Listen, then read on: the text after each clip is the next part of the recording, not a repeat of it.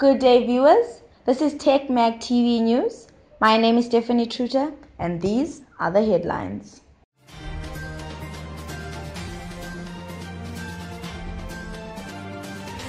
Citizens Coalition for Change wins majority of by-election seats in a key political test. Zanu Pf defies court order on railroading school children. And now in our top story, Citizens Coalition for Change has won a majority of seats in the much anticipated by-elections that were seen as a key test of its strength. The sweep by the opposition party, the CCC, shows it will remain a threat to the ruling party, which has dominated the country for more than 4 decades since the country's independence. The CCC won 19 of the 28 seats in the Saturday by-elections, in which about 10% of parliament seats were at stake. It also won a majority of local council seats in the by-elections, according to preliminary results released on Sunday. The much-delayed by-elections, originally scheduled for 2020, were a crucial challenge for opposition leader Nelson Chamisa after years of official pressure against him. He will make another bid for power in the national election next year. His supporters have faced frequent harassment and intimidation tactics from the government and police.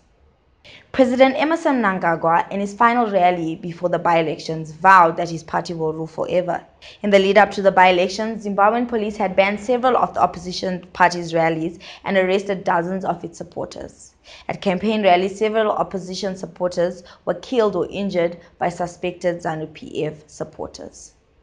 Zimbabwe's main opposition party leader, Nelson Chamisa, cast his ballot at the Kwazana Primary School in Harare during the by-elections held on the 26th of March.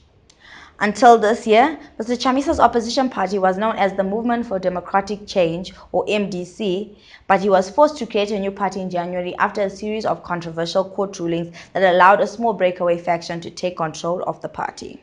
The faction then expelled dozens of opposition MPs from parliament in 2021, leaving vacancies that lasted until the by-elections this past weekend. On election day, some Zimbabweans said they were turned away from polling stations because their names were not on the official registry. Mr. Chamisa, in an interview with The Globe, said the government is violating Zimbabwe's constitution by persecuting the opposition and manipulating the elections. Despite the threats of violent arrest, thousands of Zimbabweans still flocked to the opposition's party campaign rallies. Many angered by the deteriorating economy and widespread poverty and unemployment and the collapse of the national currency. In another top story, the ruling Zanu Pf party has been accused of disregarding a 2018 High Court order barring it from using school premises for rallies and parading learners at political gatherings.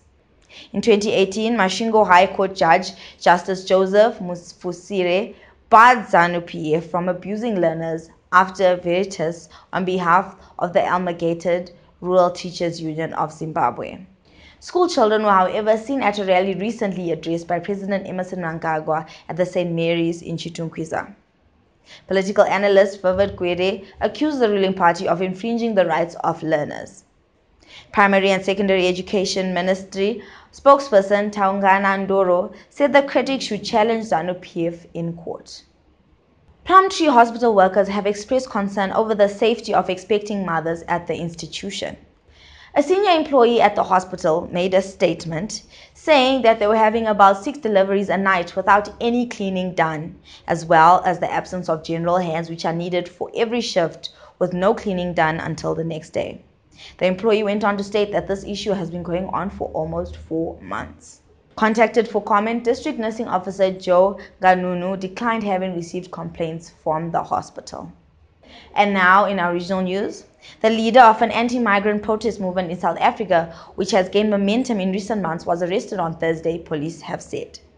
Nhlanhla Lux Dlamini, a black activist in his 30s, was taken to Johannesburg Central Police Station for questioning, a police spokesperson told AFP without giving further details. Dlamini is known in his country for parading around in luxury sports cars and is also known for his public appearances, almost always wearing military fatigues and a bulletproof vest.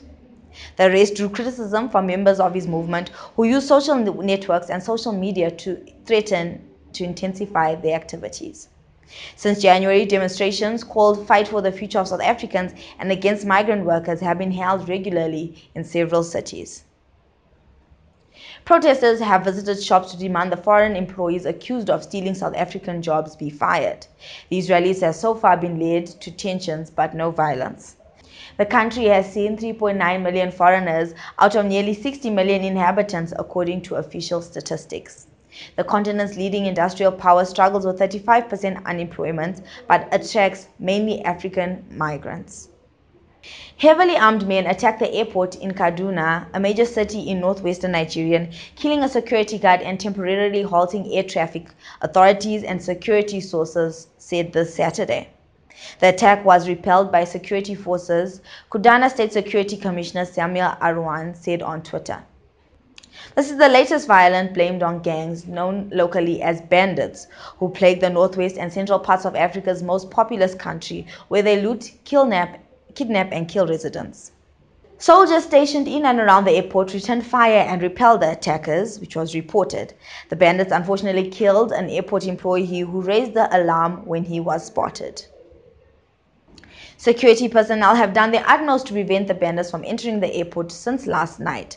A security source says, estimating that they were seeking to kidnap either airport staff or passengers.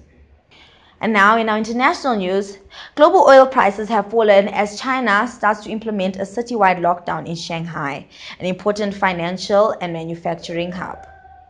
Brent crude lost more than $4.50 a barrel on concerns that the move would mean the demand for oil will fall. The Shanghai Composite Stock Index fell in early trade before regaining most of the losses later in the day. The lockdown, which began on Monday, is China's largest since the corona outbreak began more than 2 years ago. The futures contract for Brent crude, an international benchmark for oil prices, was down by 4% at $115.80 a barrel. Despite the fall, oil remains about 80% higher than it was last year. The war in Ukraine helping to drive prices up. Traders were concerned about the effectiveness of China's zero-tolerance policy towards COVID, said Stephen Ince, managing partner at SPI Asset Management. Mr. Ince also said in a note to investors that there were expectations of further supply chain disruptions as well as a fall in demand. However, Deng Wang, chief economist at Hang Seng Bank China, does not expect the lockdown to have a major impact on supply chains. Most factories continue to operate as usual, and workers are either being confined on-site or given priority for testing, the Shanghai-based economist told the BBC. And now in our tech news, BBC TV programming has been taken off air in Afghanistan after the Taliban ordered local channels not to broadcast content from international partners. It was a worrying development, the BBC said, and it would affect more than 6 million viewers of Persian, Pashto, and Uzbek language service programs. The BBC Persian TV channel can still be accessed, but only by 20% of Afghans who have satellite TV. Radio and online services are unaffected. Other international broadcasters whose programming was taken off air by the ruling include Voice of America, German company Deutsche Welle, and China Global Television Network. BBC World Service Head of Languages Tariq Kafala said it was crucial Afghans were not denied access to impartial journalism at a time of uncertainty and turbulence. Reporting from the Afghan capital, Kabul, BBC correspondent said the Taliban had insisted the media could report critically as long as they bear Islamic views and national unity in mind. However, reporters have at this time been detained or beaten as a result of their coverage, and many Afghan journalists fled the country after the group took power last year.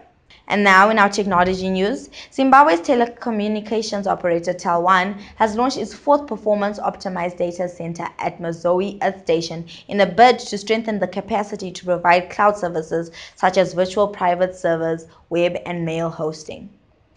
Minister of Information, Communication Technology, Postal and Courier Services Dr. Jeffan Maswere made the remarks at the Mazoe data center expansion launch, stating that the rise of the Internet Things creates huge volumes of data that need to be processed and stored according to the research. The digital world already holds twice as much data as there are liters of water in our oceans, and in the next 5 years we will generate more than we did in the previous 5,000 years.